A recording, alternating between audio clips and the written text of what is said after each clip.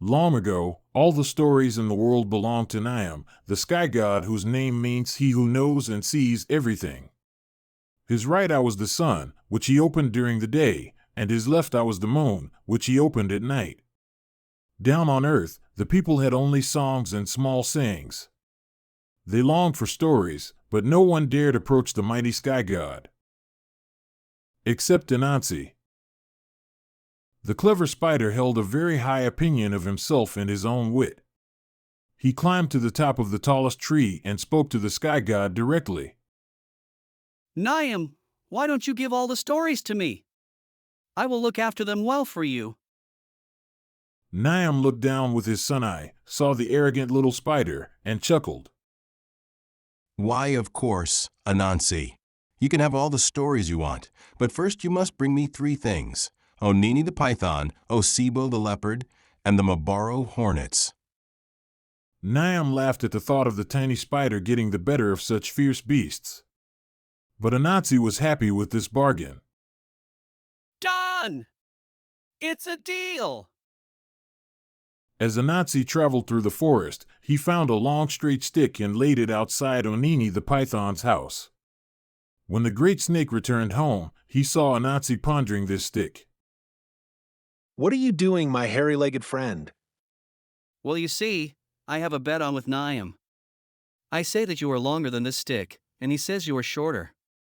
Let's show the all-seeing one that he is wrong. Onini was proud of his long python body and was happy to stretch out by the stick to prove his length.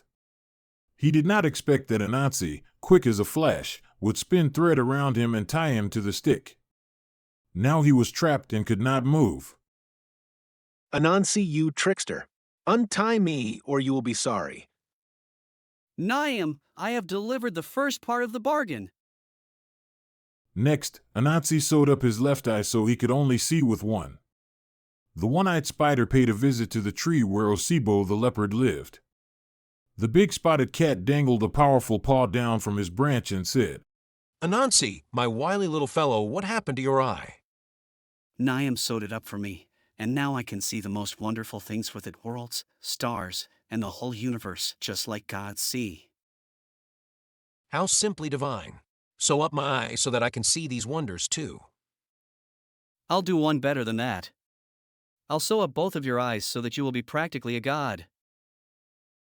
And when he had finished, poor Osibo was completely blind. It was all too easy to lead the helpless leopard to Niam. Well, well, well. Perhaps I have underestimated your cleverness, my little spider, but you have left the most difficult task for last. The hornets are angry little creatures that no one has ever tamed. I said I will bring them to you, and I shall.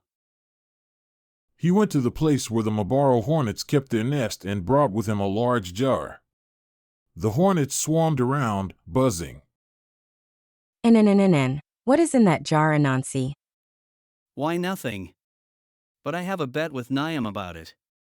The sky god says you cannot fly into it. I say you can.